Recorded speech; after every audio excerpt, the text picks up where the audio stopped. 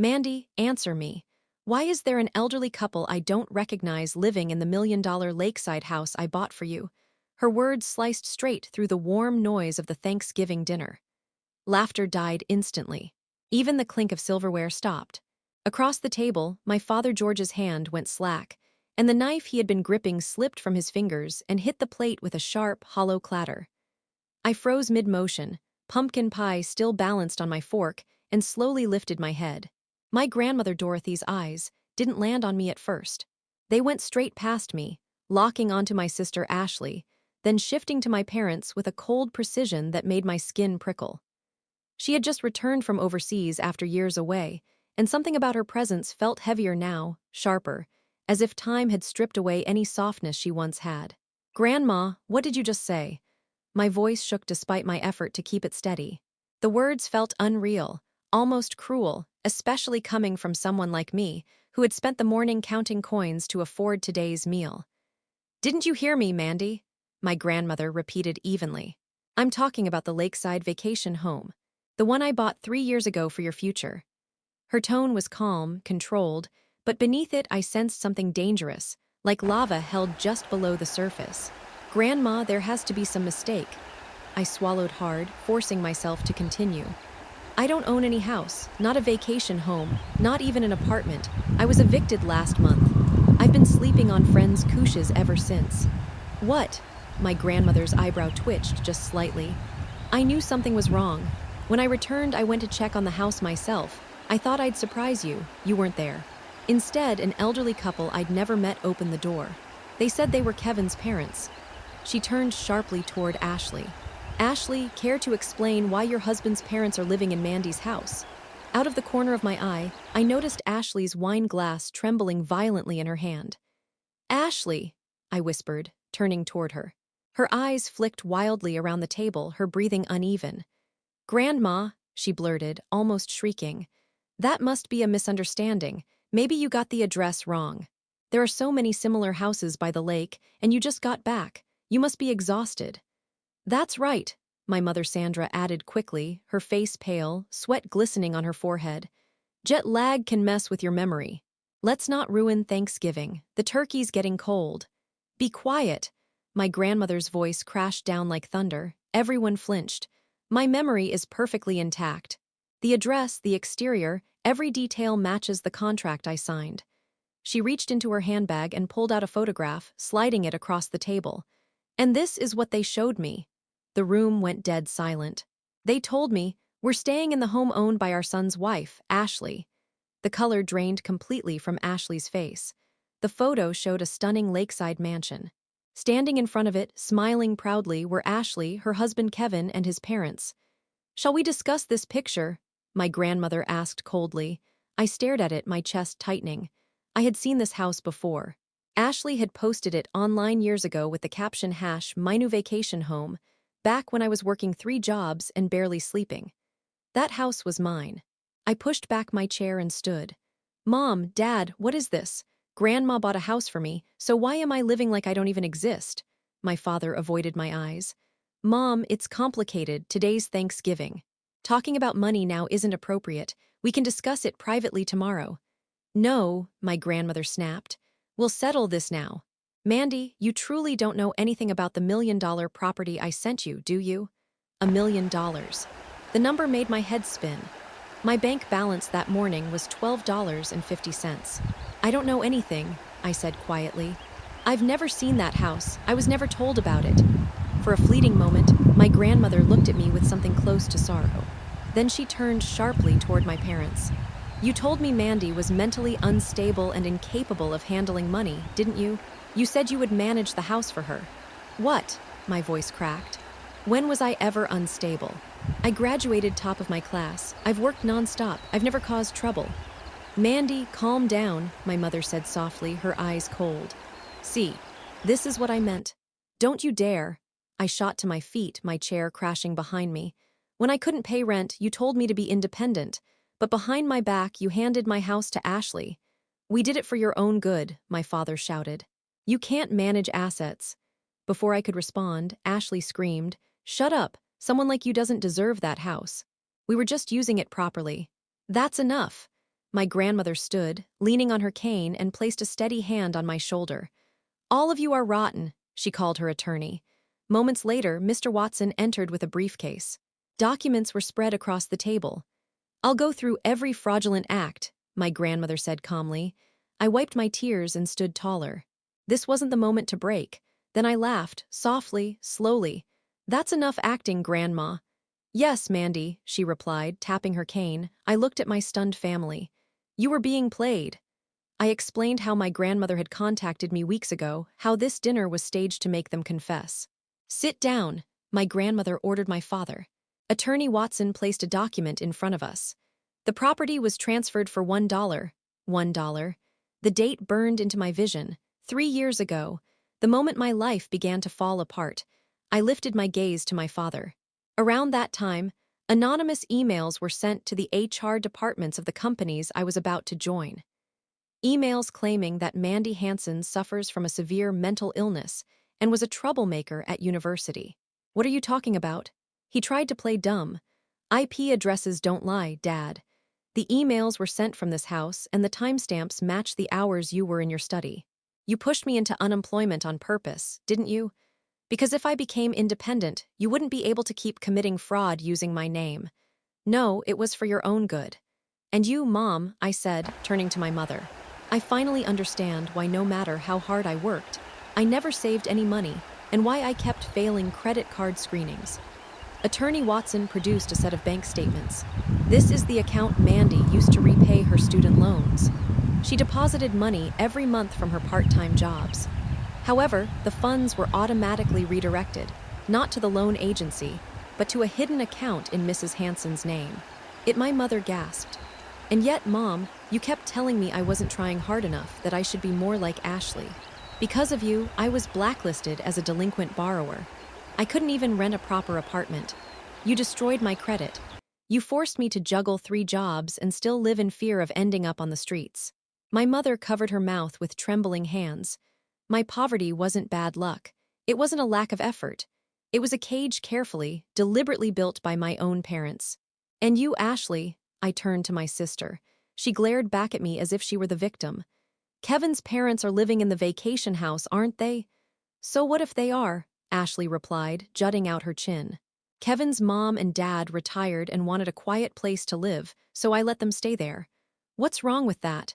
It's better than leaving the place empty. You let them stay. I raised an eyebrow. For free? Of course. They're family. Don't lie. I nodded slightly to Attorney Watson. Without a word, he presented the next document. These are the deposit records for a bank account under Ashley Thompson's name. Attorney Watson read calmly.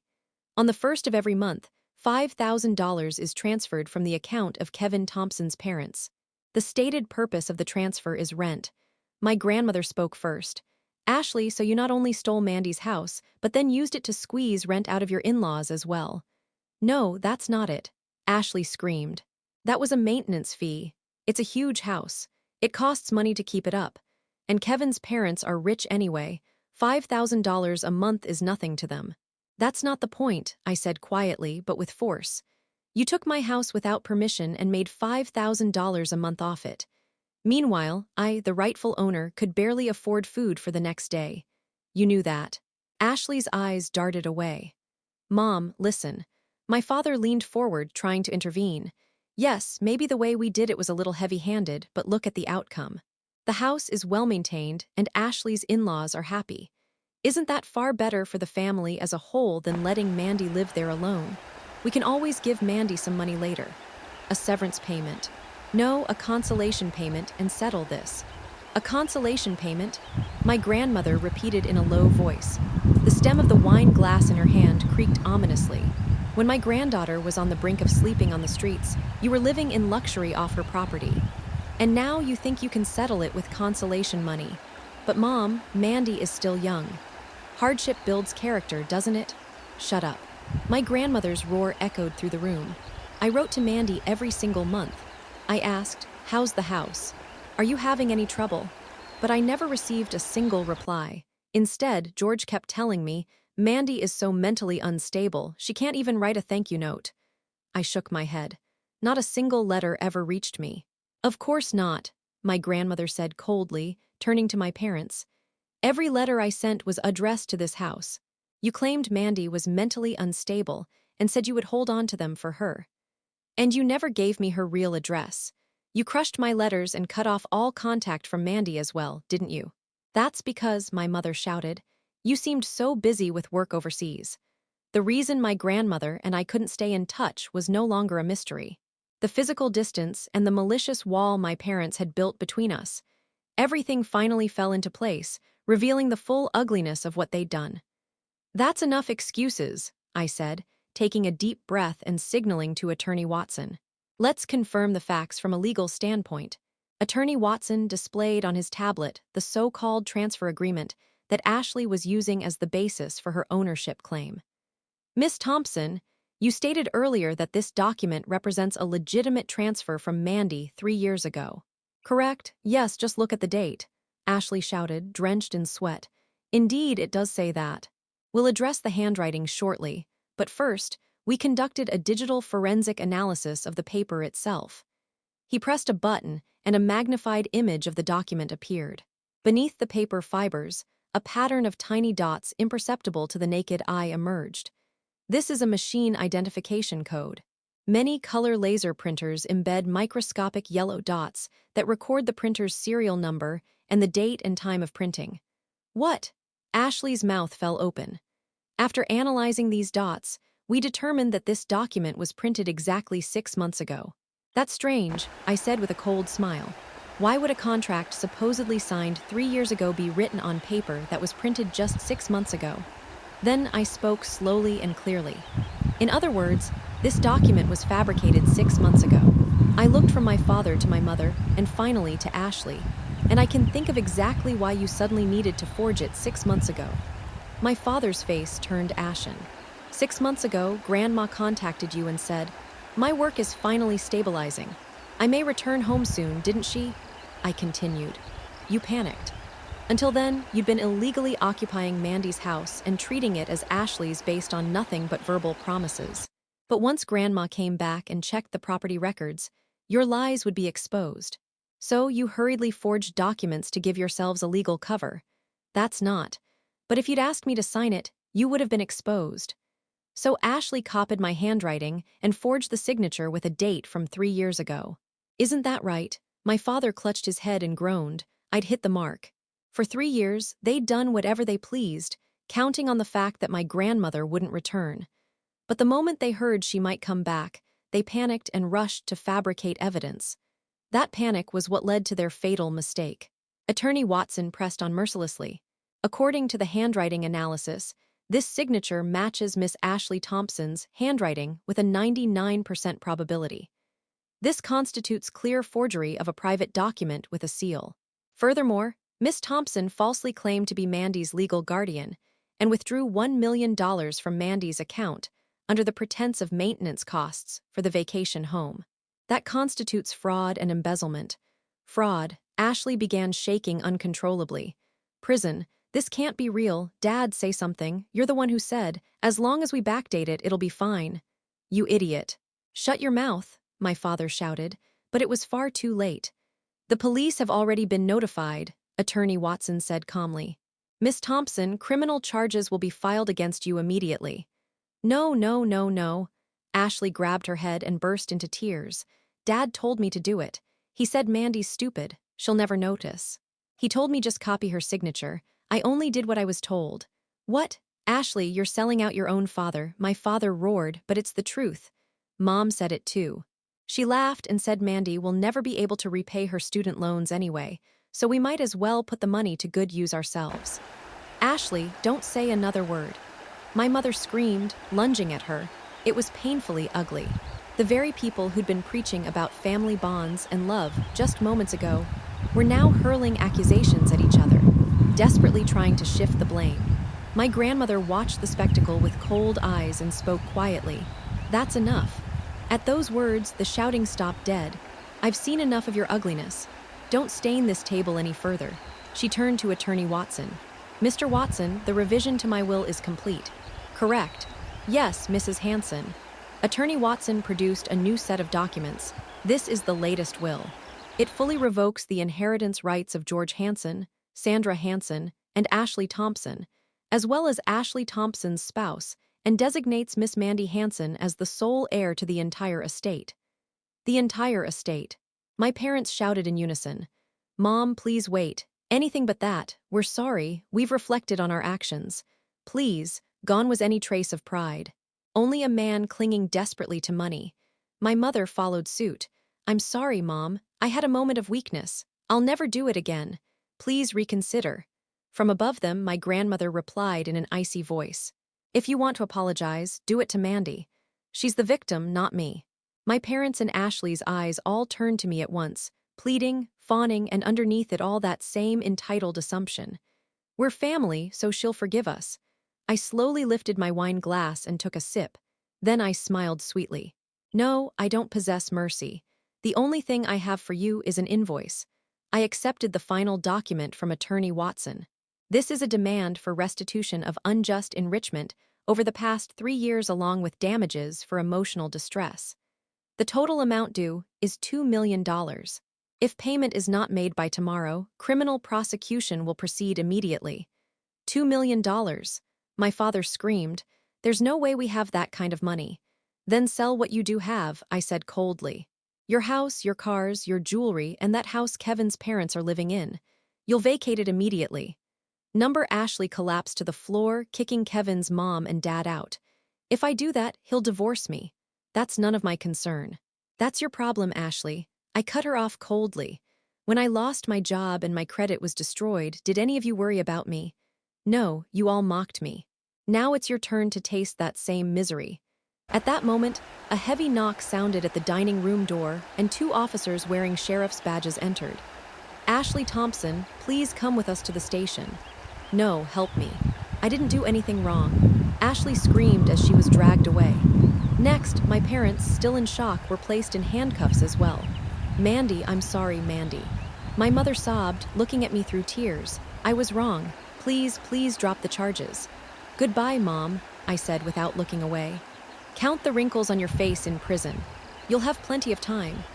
As the police sirens faded into the distance, only my grandmother, Attorney Watson, and I remained in the vast dining room.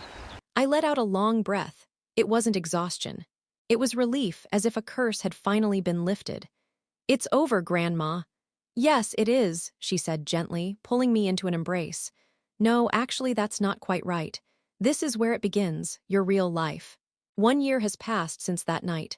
I'm standing now on the wooden deck of Lakeside Manor. This place is truly mine. Ashley, her husband, and his parents were forcibly evicted within 72 hours of that night. Her in-laws claimed they had been told the house belonged to their daughter-in-law, and that they were victims, too. However, because they had lived there knowing the rent was suspiciously low and the contract was flawed, they were questioned as potential accomplices.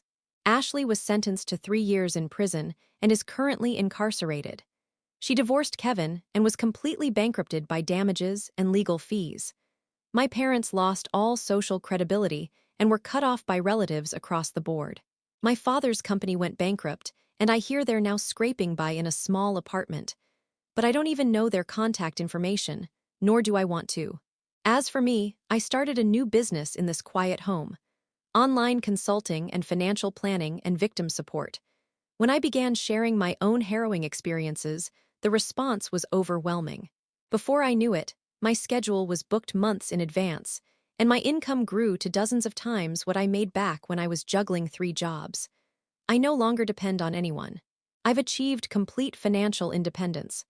On weekends, my grandmother comes to stay here, and we sit by the fireplace, talking and laughing as if reclaiming the 3 years that were stolen from us. One day, gazing calmly out over the lake, she said, "You didn't just reclaim the future that was taken from you. Through integrity and courage, you built an even brighter one.